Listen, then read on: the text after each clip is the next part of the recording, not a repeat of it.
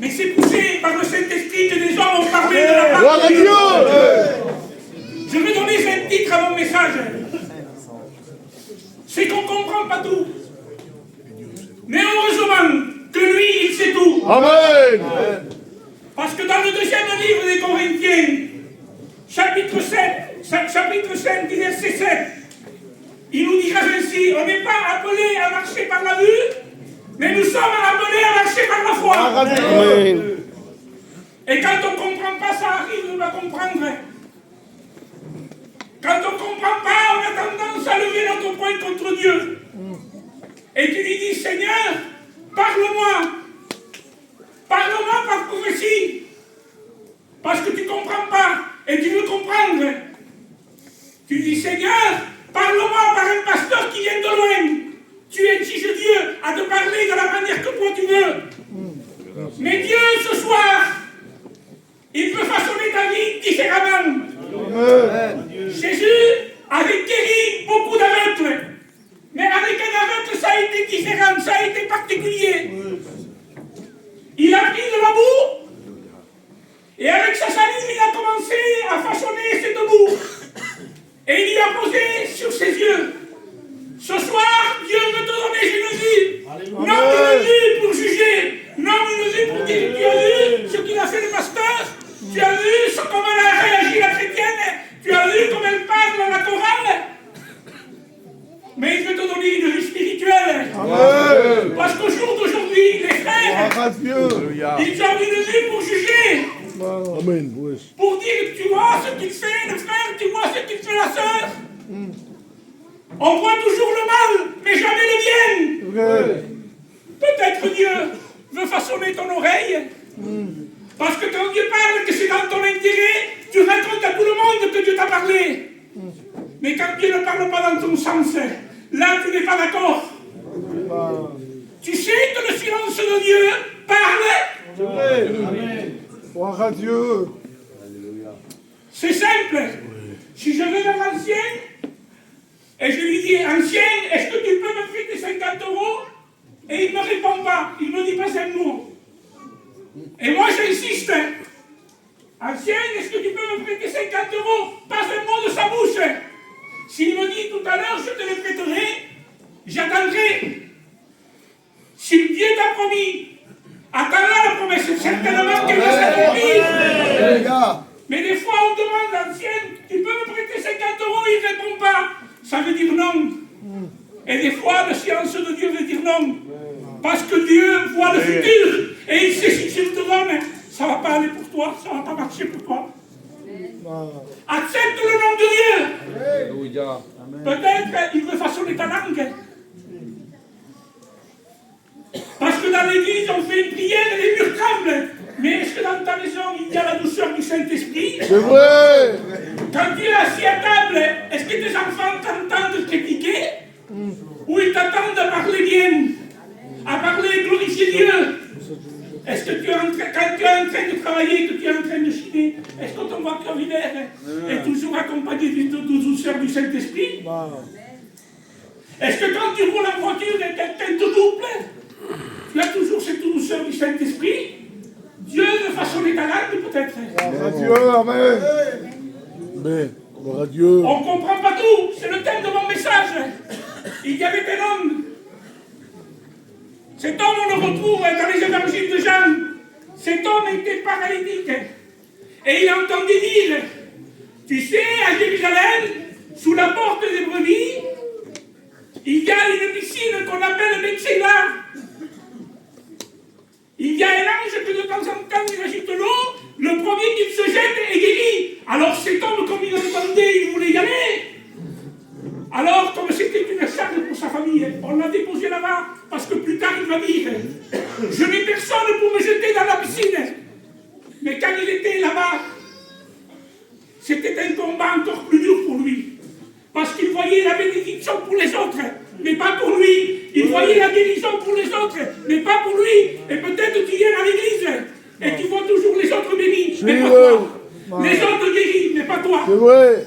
38 ans qu'il était là-bas, il a vécu beaucoup de miracles, mais pas pour lui. Peut-être que ça fait longtemps que tu attends une réponse de Dieu, Et tu vois quelqu'un qui s'approche sur 3 mois, il demande et il obtient.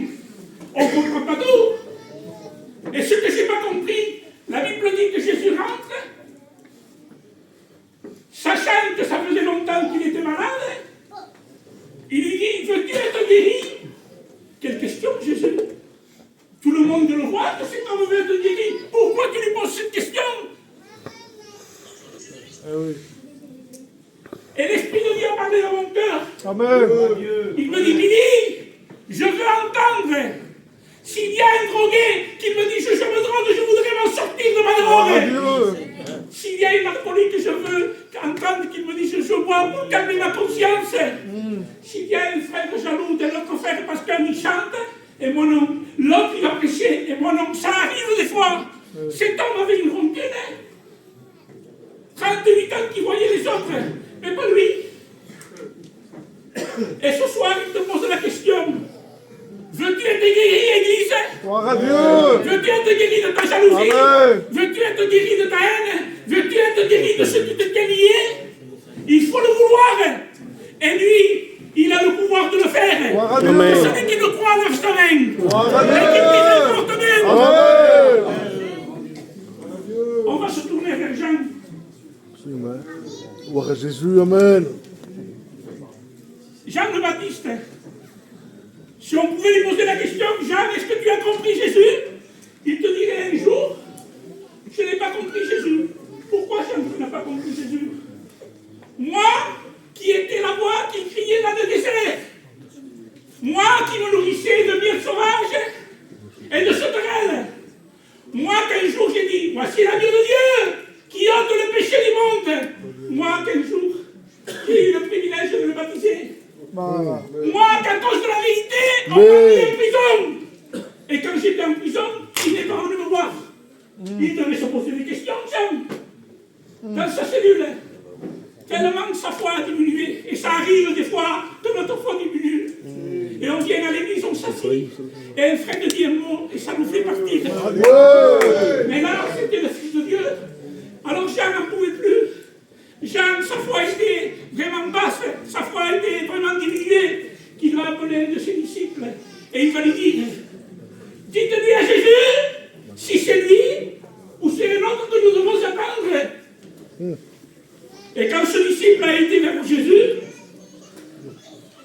Jésus va lui dire, dites-lui à Jean, que les oreilles te voient, Amen. et qu'il te marche, et qu'on entende, que les mains te suscitent. Gloire à Dieu. Amen. Et quand ça veut venir à Jean, on peut lui dire à cause de la parole, Jean, tu as combattu le bon combat de la foi. Tu as achevé ta course. Désormais, Jean, la couronne de vie t'est réservée.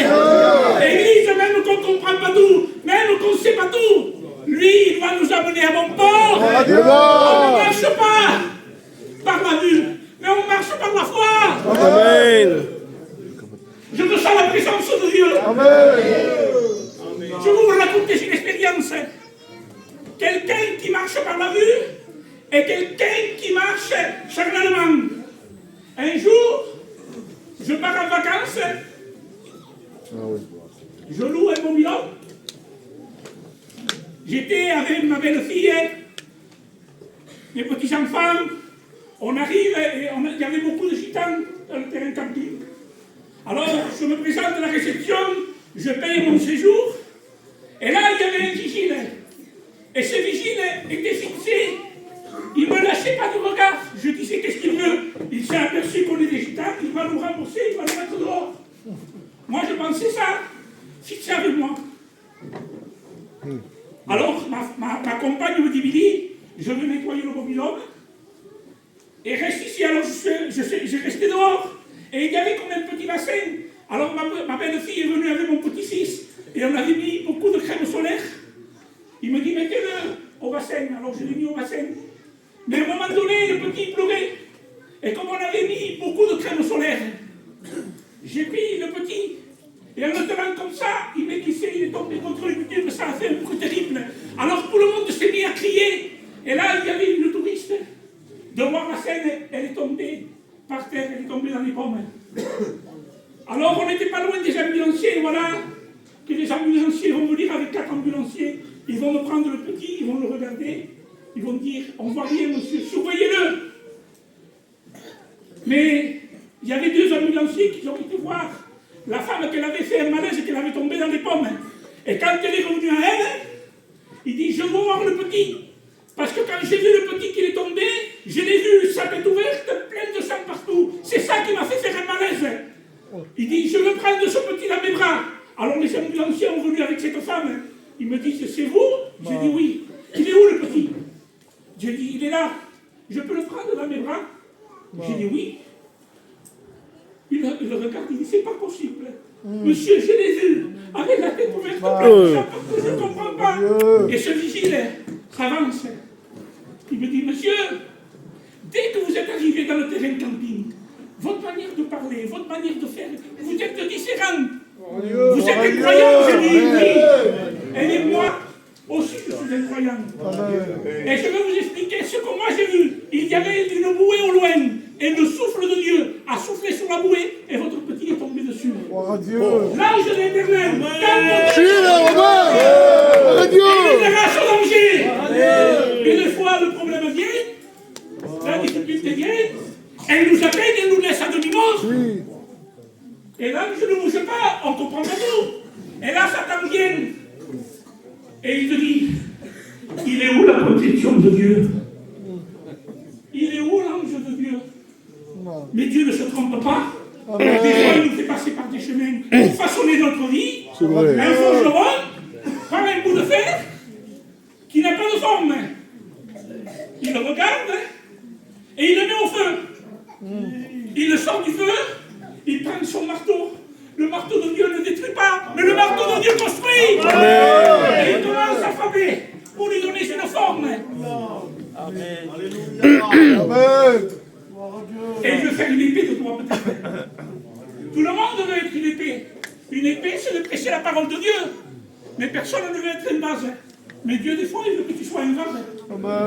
Et des fois, Dieu, il veut que tu sois une petite cuillère. Une petite cuillère sert à donner à manger. Mais personne ne veut être la petite cuillère. Tout le monde veut être l'épée. Personne ne veut être le vase.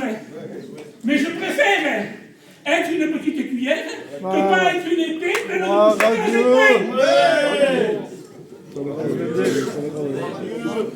on ne comprend pas tout. Si on demandait à Marie et Marthe, Marie, Marthe, est-ce que vous avez compris Jésus? Il dit un jour, je n'ai pas compris Jésus. C'était le meilleur ami de mon frère, de Lazare. Chaque fois qu'il passait avec Annie, il venait à la maison, il s'arrêtait.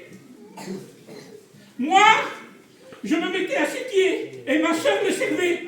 Mais un jour, c'est là qu'on n'a pas compris. Mon frère est tombé gravement malade.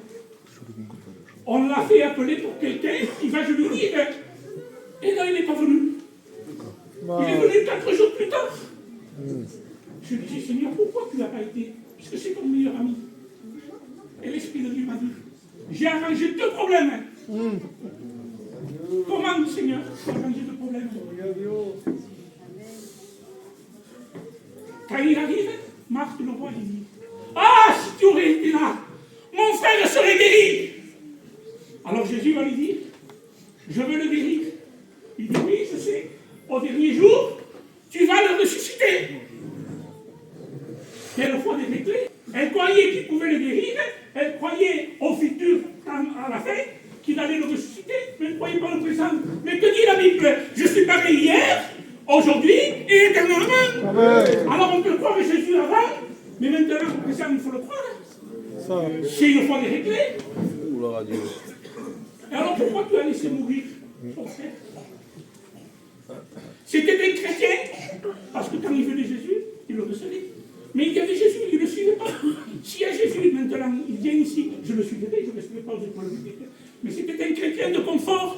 Il avait ses 2 sœurs qui le servaient, il était heureux. Il se conformait avec 3 réunions par semaine. Et combien de chrétiens, 3 réunions par semaine, ils en ont assez. Sa vie est remplie, il ne le suivait pas.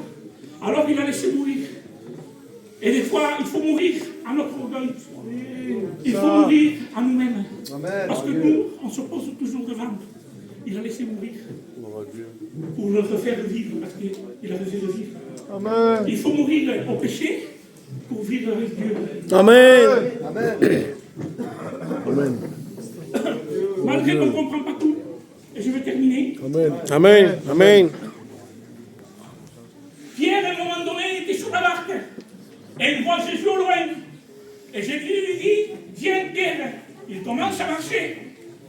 Mais la Bible dit que le vent a soufflé tellement fort que Pierre a eu peur. Mais Pierre a eu une bonne réaction et il faut avoir cette réaction. Il ne s'est pas tourné vers la barque pour s'agiter.